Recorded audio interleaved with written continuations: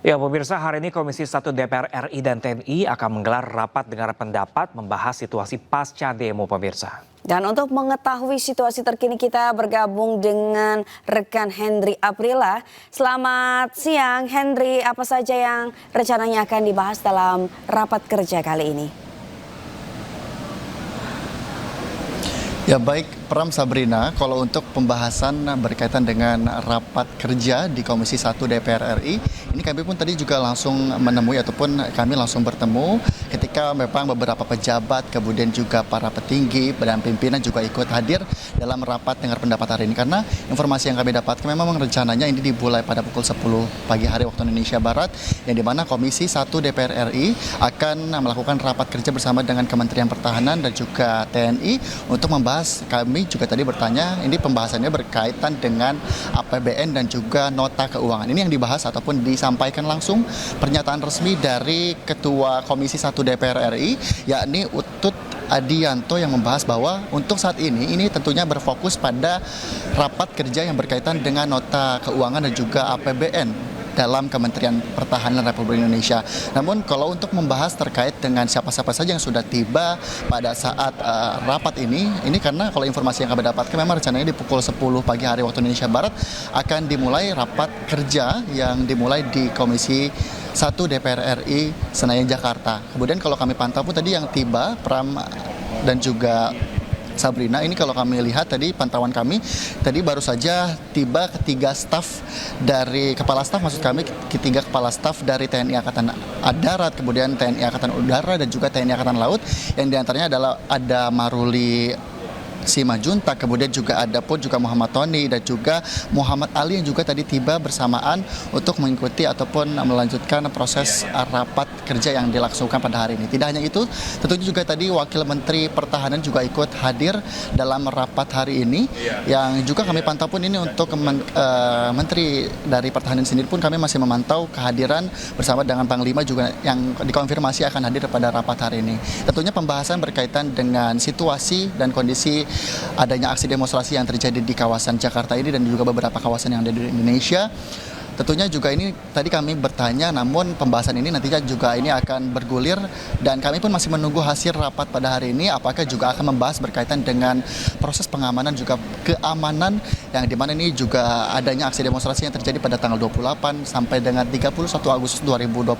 Kita akan tunggu bersama-sama, Sabrina dan juga Pram, apakah dalam rapat kerja yang digelar di Komisi 1 DPR RI ini juga akan membahas berkaitan dengan keamanan dan juga pertahanan berkaitan dengan adanya aksi demonstrasi yang terjadi di kawasan Jakarta, dan kemudian juga ini berkaitan dengan adanya rapat yang digelar mengenai APBN, pembahasan APBN dan juga berkaitan dengan nota keuangan. Kita akan tunggu bersama-sama Pram dan juga Sabrina.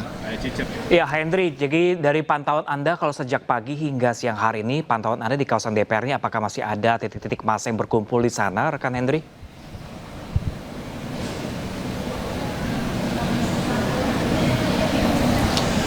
Pram, berkaitan dengan adanya massa, kalau kami tadi datang lebih awal, kan kami pun memantau sekitaran kawasan dari DPR RI sendiri di kawasan Senayan, tepatnya kalau untuk di Jalan Gatot Subroto ini tadi pagi cukup kondusif sekali, Pram. Bahkan situasi lalu lintas pun juga berjalan dengan normal, baik itu jalur non-tol maupun jalur tol yang juga dapat diakses secara normal ataupun kondusif oleh para pengendara roda 4 di jalur tol dan pengendara roda 4 dan juga roda 2 di jalur non-tol. Yang kemudian juga diinformasikan bahwa ini masih dalam pengawasan ketat karena mengingat di sejumlah titik-titik di Jakarta ini masih berada di titik-titik pengawasan, yang kemudian ini juga masih ada titik beberapa pengamanan maksud kami yang juga masih dilakukan penjagaan karena mengingat kondisinya juga masih dalam pengawasan pengamanan ketat. Dan tentunya kalau untuk membahas terkait dengan situasinya, bahkan ini juga beberapa aktivitas masyarakat pun juga bisa berjalan dengan normal, yang kemudian tandanya ini masyarakat tentunya tetap berhati-hati dan juga tetap mengawasi diri sendiri untuk tetap berhati-hati dalam melangsungkan aktivitas di kawasan Jakarta. Kita akan terus pantau, Pram, untuk situasi di rapat Komisi 1 DPR RI ini seperti apa dan mendengar bagaimana hasilnya nanti. Pram dan juga Sabrina. Baik, terima kasih Hendry Aprila melaporkan langsung dari gedung DPR RI Senayan Jakarta. Selamat bertugas kembali. Ya, pemirsa, per hari ini Jakarta sudah kembali normal, di mana ini pasar ASMK dan juga pusat perbelanjaan di Jakarta sudah diramaikan sejumlah pengunjung.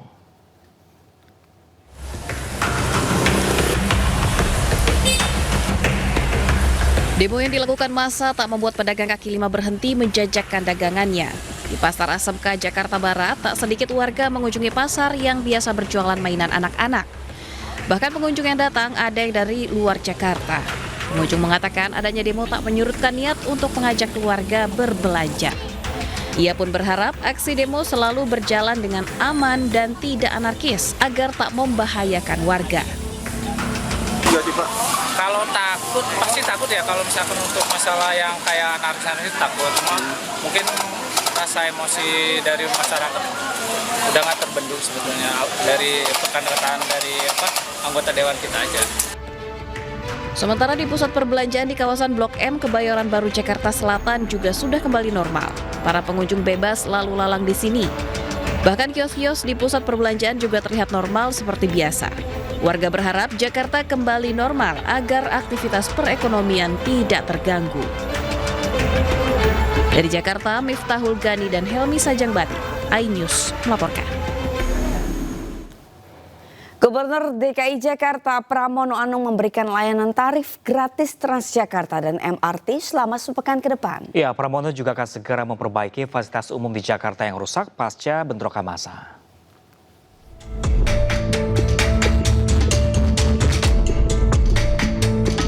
Gubernur Jakarta Pramono Anung memastikan fasilitas umum yang rusak akibat demo akan segera diperbaiki.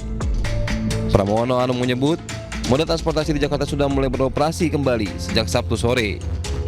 Selain itu, Pemprov Jakarta juga memberikan layanan tarif gratis Transjakarta dan MRT selama sepekan ke depan.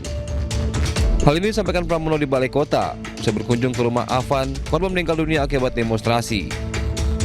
Saya sudah meminta kepada jajaran Balai Kota, jajaran pada tingkat Wali Kota, OPD terkait, untuk semua moda transportasi untuk dibuka, dan sekarang sudah dibuka. Armada yang menjadi kewenangan sepenuhnya dari BUMD Jakarta. Sekarang hampir semuanya sudah dibuka. Walaupun ada beberapa kerusakan, nanti saya jelaskan berikutnya.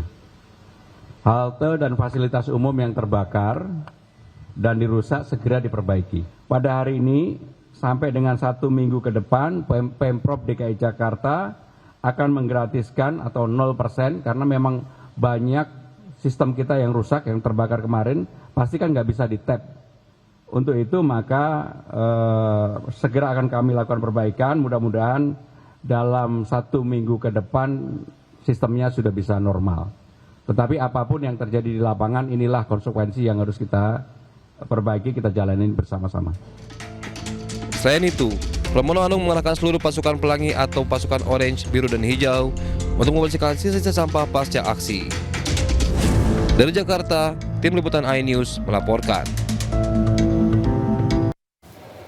Pasca aksi demonstrasi, bus Transjakarta mulai beroperasi pagi ini. Ya, pemirsa, suasana Transjakarta di jam berangkat kerja cukup lengang, tidak seperti hari biasanya. Dan berikut kita simak bersama liputan rekan kami Ismalia dan juru kamera Jaka Samsa. Pasca aksi demonstrasi kemarin, transportasi umum di Jakarta seperti Transjakarta dan juga MRT ini sudah mulai kembali beroperasi dengan lancar dan situasi juga sudah mulai kondusif. Dan saat ini memang untuk di MRT dan Transjakarta sendiri ada beberapa halte yang terdampak atas aksi kemarin dan halte-halte tersebut lumpuh dan tidak bisa digunakan. Namun ada beberapa opsi seperti contoh yang halte yang berada di Polda ini dialihkan ke arah Bundaran Senayan. Dan untuk tarif MRT dan Transjakarta sendiri ini sebesar Rp1 selama 1 minggu ke depan, dan memang untuk kondisi di Transjakarta ini tidak terlalu padat seperti hari biasanya karena memang ada instruksi untuk para karyawan ini work from home atau WFH. Dari Jakarta, Ismalia, Jaka Samsa, iNews melaporkan. Sementara itu, pemirsa, pemerintah Kota Bandung menetapkan 32 sekolah untuk melaksanakan pembelajaran jarak jauh. Laga ini diambil sebagai upaya pencegahan agar kegiatan belajar mengajar tetap berjalan tanpa gangguan.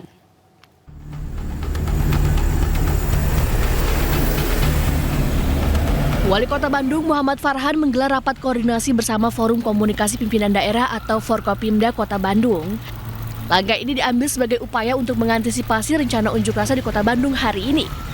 Pemkot juga telah mengeluarkan edaran kepada seluruh sekolah agar memastikan siswanya tidak keluar rumah selama pembelajaran jarak jauh.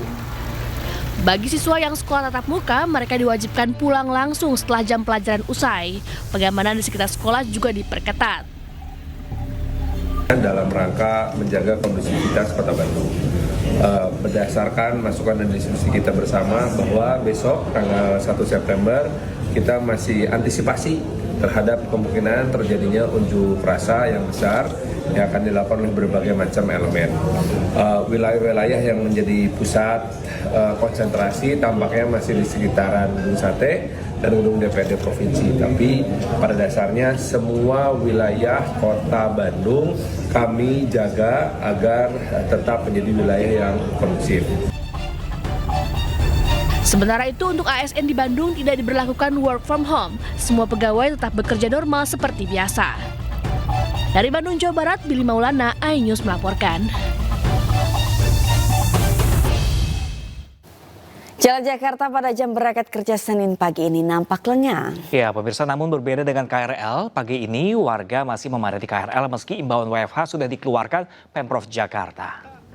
Apa biar nggak macet? Gak usah perlu gubernur pinter-pinter. Ya, pemirsa, suasana jalanan Jakarta yang biasanya macet panjang pada Senin pagi, pada jam berangkat kerja tadi, kini nampak lengang dan lancar. Sejumlah kendaraan melintas di ruas Cawang menuju Jalan Gatot Subroto dengan kecepatan cukup tinggi. Lancarnya arus lalu lintas ini dampak dari sejumlah kementerian dan dinas serta perusahaan BUMN dan perusahaan swasta memberlakukan pegawainya bekerja dari rumah atau work from home. Selain itu, sekolah di Jakarta juga menjalankan pembelajaran jarak jauh. Imbauan bekerja dari rumah ini dikeluarkan di Disnaker Trans DKI melalui surat edaran nomor E0014 SE 2025 imbas terjadinya demo besar-besaran yang terjadi di sejumlah kawasan Jakarta selama beberapa hari lalu. Jadi Jakarta butuh apa biar Sementara itu, layanan kereta rel listrik KRL Komuter Line Jakarta Bogor tetap dipadati penumpang meski kebijakan WFH dan pembelajaran jarak jauh diterapkan di Jakarta. Sejumlah pekerja masih tetap mengandalkan KRL untuk aktivitas mereka.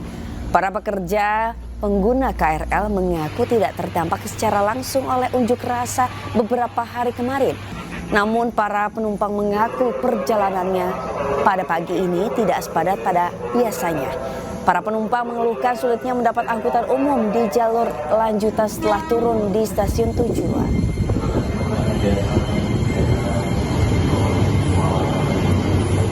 Hati-hati, pintu akan segera ditutup kembali. Pemirsa, warga Surabaya berdatangan ke depan gedung Negara Geraha di Surabaya, Jawa Timur. Ya, warga prihatin pemirsa karena gedung yang merupakan simbol sejarah Surabaya dan seisinya ini ludes dibakar massa.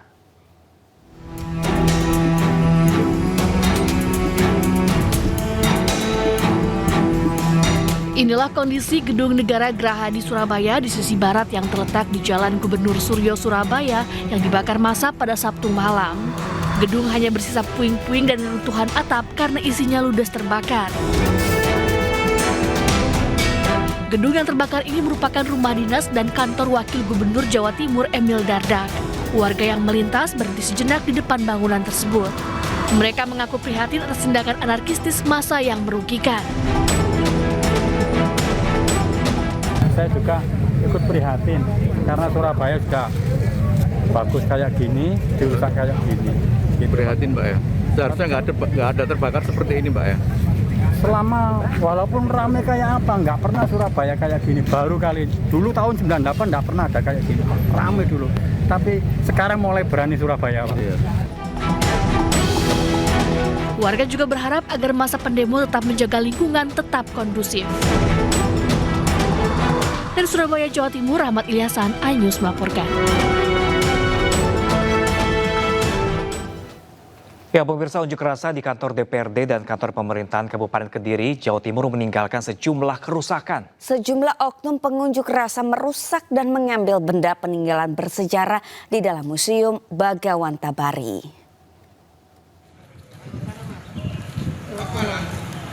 Mau keluar, Pak?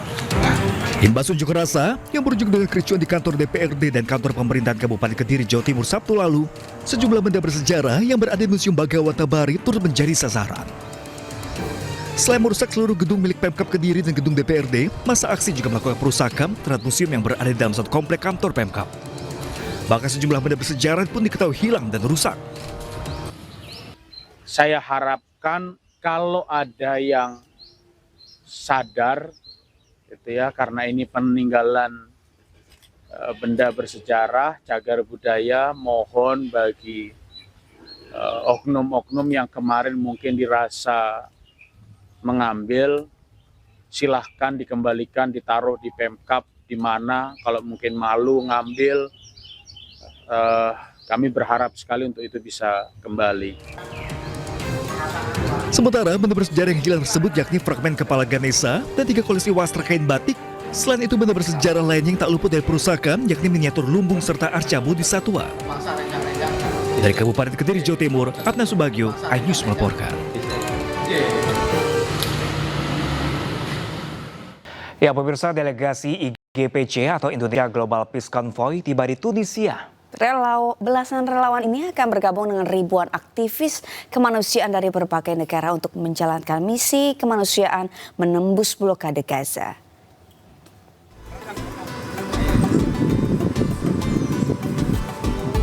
Dengan menggunakan puluhan kapal laut, para aktivis kemanusiaan ini nantinya akan berlayar mengarungi Laut Mediterania dan diharapkan bisa sampai ke pantai Gaza untuk misi kemanusiaan. Selain aktivis kemanusiaan, delegasi ini juga diikuti kalangan artis dan influencer seperti Wanda Hamidah, Ciki Fauzi, dan Rizky Fauzi. Pelayaran menembus blokade Gaza rencananya akan dimulai pada tanggal 4 September 2025 besok. Alhamdulillah kita sekarang sudah mendarat di Bandara Tunisia yang perjalanannya juga cukup melelahkan ya, dari Indonesia, Singapura ke Frankfurt, Jerman. Jadi alhamdulillah kita sekarang sudah di Tunisia. Alhamdulillah habis ini kita langsung menuju ke penginapan, istirahat, dan mungkin kita akan menunggu informasi terkait agenda besok. Hari ini, Mas. Tim yang ikut rombongan dengan kami itu jumlahnya 13 orang. Indonesia melalui IGPC menyumbang 5 kapal untuk misi kemanusiaan global ini. Hingga saat ini, hampir 50 relawan kemanusiaan asal Indonesia sudah tiba di Tunisia sambil menunggu jadwal pelayaran yang telah ditentukan oleh Steering Committee Global Summit Flotolia. Hingga saat ini, hampir 50 relawan kemanusiaan asal Indonesia sudah tiba di Tunisia sambil menunggu jadwal pelayaran yang telah ditentukan oleh Steering Committee Global Summit Flotilla. Dari Tunisia, iNews melaporkan. Sebagai negara tetangga, Turki mengumumkan negaranya menutup pelabuhan dan wilayah udaranya untuk Israel. Ya, pemirsa, hal ini diumumkan sebagai bentuk dukungan bebaskan Palestina. Sebagai keberlanjutan usaha mendukung Palestina, Turki memutus hubungan perdagangan dengan Israel. Adapun langkah-langkah tegas untuk Israel adalah melarang wilayah udara dan pelabuhan Turki untuk kapal dan pesawat Israel. Yaptırımlar bağlamında dünyada Türkiye'den daha ileri adım atmış şu anda başka bir ülke yok. Çok sayıda diplomatik, hukuki ve ticari tedbiri hayata geçirdik. İsrail'le ticaretimizi tamamen kestik. İsrail gemilerine limanlarımızı kapattık. Türk gemilerinin İsrail limanlarına gitmesine izin vermiyoruz. İsrail'le ticaretini tamamen kesen başka ülke, altını çiziyorum, bulunmamaktadır. Hingga saat ini Israel terus membombardir Gaza setiap hari. Jumlah korban pun terus bertambah. Tidak ada negara yang berani menerapkan putus hubungan perdagangan dengan Israel. Turki mengklaim negara pertama yang tidak ingin berhubungan dengan Israel.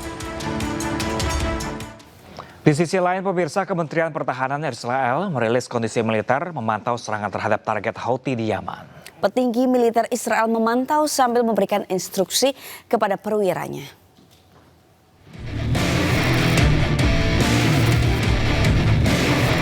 Sepekan lalu Israel telah menyerang pusat pasokan listrik di Yaman. Namun hal ini tampaknya belum bisa memuaskan Israel. Dalam rilis video dari Kementerian Pertahanan Militer Israel, petinggi Israel memantau dan memberikan instruksi kepada perwira militer di lapangan. Israel mengklaim penyerangan didasari karena keyakinan adanya target markas Houthi di Yaman.